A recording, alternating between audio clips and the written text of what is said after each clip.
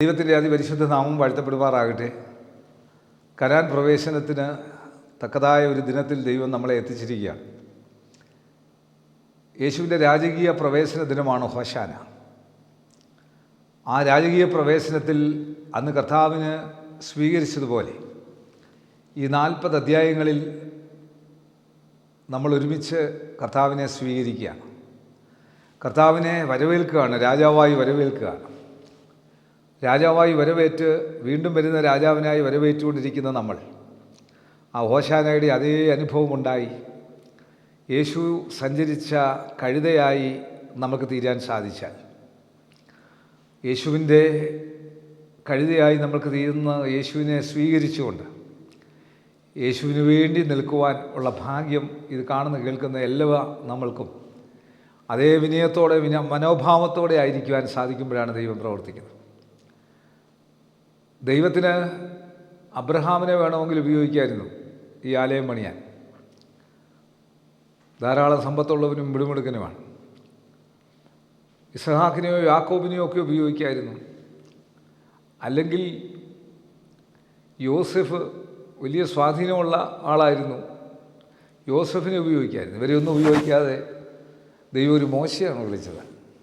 എന്നെ നിന്നെ വിളിക്കുന്ന വിളി ഓർത്തോണം. തടിച്ച നാമുള്ള വിക്കുള്ള എക്സ്ക്യൂസ് പറഞ്ഞ മോശയാണ് ദൈവം ഇതിനെ ഉപയോഗിക്കുന്നത്.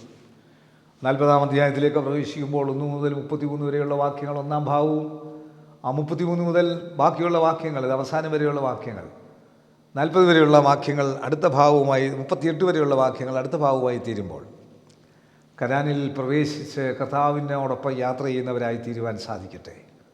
മുഴുവനായി കർത്താവിനോടൊപ്പം നമുക്കുള്ളത് കർത്താവിന് സമർപ്പിച്ച് യാത്ര ചെയ്യുവാൻ അവരായി തീരട്ടെ. 40-ാം അധ്യായം പഠിക്കുമ്പോൾ അനന്തരം യഹോവ മോശയോട് അരുളി ചെയ്തതെന്നാൽ, 1-ാം മാസം 1-ാം തീയതി നീ സമാഗമന കൂടാരം എന്ന തിരുനിവാസം നിവർത്തേണം. സാക്ഷ്യപ്പെട്ടകം അതിൽ വെച്ച് തിരശ്ശീല കൊണ്ട് പെട്ടകം മറയ്ക്കണം. മേശ കൊണ്ടുവന്ന് അതിൻ്റെ സാധനങ്ങൾ ക്രമത്തിൽ വയ്ക്കണം. നിലവിളക്ക് കൊണ്ടുവന്ന് അതിൻ്റെ ദീപം കൊളുത്തേണം.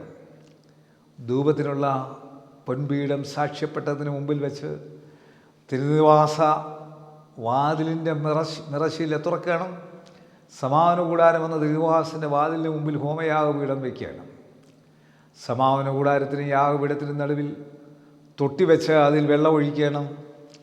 ചുറ്റും പ്രാകാരം നിവർത്ത് പ്രാകാരവാതിലിൻ്റെ മറശ്ശീല തൂക്കണം. അഭിഷേക തൈലമെടുത്ത തിരുനിവാസവും അതിലുള്ള സകലവും അഭിഷേകം ചെയ്ത് അതതിൻ്റെ ഉപകരണങ്ങളൊക്കെയും ശുദ്ധീകരിക്കണം.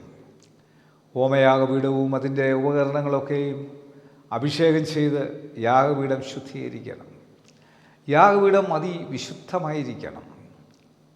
തൊട്ടിയും അതിൻ്റെ കാലും അഭിഷേകം ചെയ്ത് ശുദ്ധീകരിക്കണം. അഹരോനെയും പുത്രന്മാരെയും സമാഗമന കൂടാരത്തിൻ്റെ വാതിക്കൽ കൊണ്ടുവന്ന് അവരെ വെള്ളം കൊണ്ട് കഴുകണം. അഹരോനെ വിശുദ്ധ വസ്ത്രം ധരിപ്പിച്ച് എനിക്ക് പുരോഹിത ശുശ്രൂഷ ചെയ്യേണ്ടതിന് അവനെ അഭിഷേകം ചെയ്ത് ശുദ്ധീകരിക്കണം. അവൻ്റെ പുത്രന്മാരെ വരുത്തി അങ്കി ധരിപ്പിച്ച് എനിക്ക് പുരോഹിത ശുശ്രൂഷ ചെയ്യേണ്ടതിന് അവരുടെ അപ്പനെ അഭിഷേകം ചെയ്തതുപോലെ അവരെയും അഭിഷേകം ചെയ്യണം. അവരുടെ അഭിഷേകം ഹേതുവായി അവർക്ക് തലമുറയോളം നിത്യ പൗരോഹിത്യം ഉണ്ടായിരിക്കണം. മോശ അങ്ങനെ ചെയ്തു. യഹോവ തന്നോട് കൽപ്പിച്ചതുപോലെയൊക്കെയും അവൻ ചെയ്തു. ഇങ്ങനെ 2-ാം സംവത്സരം 1-ാം മാസം 1-ാം തീയതി തിരുനിവാസം നിവർത്തു. മോശ തിരുനിവാസം നിവർക്കുകയും അതിൻ്റെ ചുവട് ഉറപ്പിക്കുകയും പലക നിർത്തുകയും ആന്താഴം ചെലുത്തുകയും തൂൺനാട്ടുകയും ചെയ്തു. അവൻ മൂടുവിരി തിരുനിവാസത്തിന് മേൽ വിരിച്ച് അതിന്മേലെ മുടുവിരിയുടെ പുറമുടിയും വിരിച്ചു. യഹോവ മോശയോട് കൽപ്പിച്ചതുപോലെ തന്നെ അവൻ സാക്ഷ്യം എടുത്ത് പെട്ടകത്തിൽ വെച്ചു. പെട്ടകത്തിന് തണ്ട് ചെലുത്തി പെട്ടകത്തിന് മീതെ കൃപാസനം വെച്ചു. പെട്ടകം തിരുനിവാസത്തിൽ കൊണ്ടുവന്ന മറയുടെ തിരശ്ശീല തൂക്കി. സാക്ഷ്യപ്പെട്ടകം മറച്ചു. യഹോവ മോശയോട് കൽപ്പിച്ചതുപോലെ തന്നെ സമാഗമന കൂടാരത്തിൻ്റെ തിരുനിവാസത്തിൻ്റെ വടക്കുവശത്ത് തിരശ്ശീലയ്ക്ക് പുറത്തായി മേശ വെച്ചു. അതിന്മേലെ യഹോവയുടെ സന്നിധിയിൽ അപ്പം അടുക്കി വെച്ചു. യഹോവ മോശയോട് കൽപ്പിച്ചതുപോലെ തന്നെ സമാഗമന കൂടാരത്തിൽ മോശയ്ക്ക് നേരെ തിരുനിവാസത്തിൻ്റെ തെക്ക് വശത്ത് നിലവിളക്ക് വയ്ക്കുകയും യഹോവയുടെ സന്നിധിയിൽ ദീപം കൊളുത്തുകയും ചെയ്തു. യഹോവ മോശയോട് കൽപ്പിച്ചതുപോലെ തന്നെ സമാഗമന കൂടാരത്തിൽ തിരശ്ശീലയുടെ മുൻവശത്ത് പൊന്നുകൊണ്ടുള്ള ധൂപപീഠം വയ്ക്കുകയും അതിന്മേൽ സുഗന്ധ ധൂപവർഗം ധൂപിക്കുകയും ചെയ്തു. യഹോവ മോശയോട് കൽപ്പിച്ച പോലെ തന്നെ അവൻ തിരുനിവാസത്തിൻ്റെ വാതിലിനുള്ള മറശ്ശീല തൂക്കി. ഹോമയാഗപീഠം സമാഗമന കൂടാരം എന്ന തിരുനിവാസത്തിൻ്റെ വാതിലിന് മുൻവശത്ത് വയ്ക്കുകയും അതിന്മേൽ ഹോമയാഗവും ഭോജനയാഗവും അർപ്പിക്കുകയും ചെയ്തു. യഹോവ മോശയോട് കൽപ്പിച്ച പോലെ തന്നെ സമാഗമന കൂടാരത്തിനും യാഗപീഠത്തിനും നടുവിൽ അവൻ തൊട്ടി വയ്ക്കുകയും കഴുകേണ്ടതിന് അതിൽ വെള്ളമൊഴിക്കുകയും ചെയ്തു. മോശയും അഹരോനും അവൻ്റെ പുത്രന്മാരും അതിൽ കൈയും കാലും കഴുകി. അവർ സമാഗമന കൂടാരത്തിൽ കടക്കുമ്പോഴും യാഗപീഠത്തിന്മേൽ ചെല്ലുമ്പോഴും കൈകാലുകൾ കഴുകും. യഹോവ മോശയോട് കൽപ്പിച്ച പോലെ തന്നെ അവൻ തിരുനിവാസത്തിനും യാഗപീഠത്തിനു ചുറ്റും പ്രാകാരം നിർത്തി പ്രാകാരവാതിലിൻ്റെ മറശ്ശീല തൂക്കി. ഇങ്ങനെ മോശ പ്രവൃത്തി സമാപിച്ചു. മോശ ഏൽപ്പിച്ച ദൗത്യം താൻ പൂർത്തീകരിച്ചപ്പോൾ 34-ാമത്തെ വാക്യം മുതൽ 38 വരെയുള്ള വാക്യങ്ങളിൽ ദൈവം അതിനെ അഭിഷേകം ചെയ്ത് അതിനെ കൂദാശ ചെയ്യുകയാണ്. 34-ാം വാക്യത്തിൽ, അപ്പോൾ മേഘം സമാഗമന കൂടാരത്തെ മൂടി, യഹോവയുടെ തേജസ് തിരുനിവാസത്തെ നിറച്ചു. മേഘം സമാഗമന കൂടാരത്തിന്മേൽ അധിവസിക്കുകയും യഹോവയുടെ തേജസ് തിരുനിവാസത്തെ നിറയ്ക്കുകയും ചെയ്തതുകൊണ്ട് മോശയ്ക്ക് അകത്ത് കിടപ്പാൻ കഴിഞ്ഞില്ല.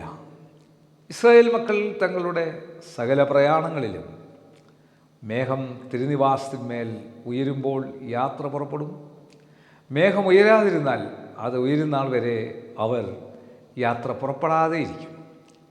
ഇസ്രായേലിയുടെ സകല പ്രയാണങ്ങളിലും അവരെല്ലാവരും കാണുകയെ പകൽ സമയത്ത് തിരുനിവാസത്തിൻ്റെ മേൽ യഹോവയുടെ മേഘവും രാത്രി സമയത്ത് അതിൽ അഗ്നിയും ഉണ്ടായിരുന്നു. പുതിയ നിയമ ഇസ്രായേലായ എനിക്കും നിനക്കും ദൈവം ഇതുപോലെ അനുഗ്രഹം നമ്മളെ വഴി നടത്തുകയാണ്. അതുകൊണ്ട് ഈ അനുഗ്രഹീതമായ തീർത്ഥാടന യാത്രയിൽ, കനാനിൽ പ്രവേശിക്കുവാനുള്ള യാത്രയിൽ, കനാനിൽ പ്രവേശിക്കുവാൻ ഈ നോമ്പ് കാലഘട്ടം എല്ലാവർക്കും അനുഗ്രഹമായി തീരട്ടെ.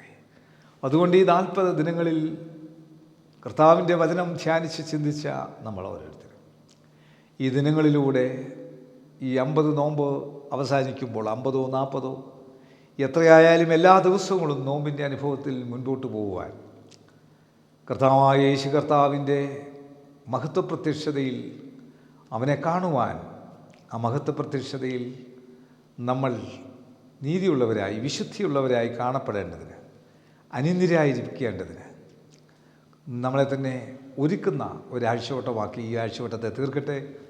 ദൈവം നിങ്ങളെ അനുഗ്രഹിക്കട്ടെ. ഈ പുറപ്പാട് പുസ്തക ധ്യാനത്തിൽ നമ്മൾക്ക് ഒരുമിച്ച് യാത്ര ചെയ്യുമ്പോൾ ദൈവകൃപ, ദൈവശക്തി അമിതമായി വ്യക്തിപരമായി എനിക്കിതൊരു വളരെ അനുഗ്രഹമായിരുന്നു. നിങ്ങൾക്കും അത് അനുഗ്രഹമായി തീർന്നു എന്ന് വിശ്വസിക്കുന്നു.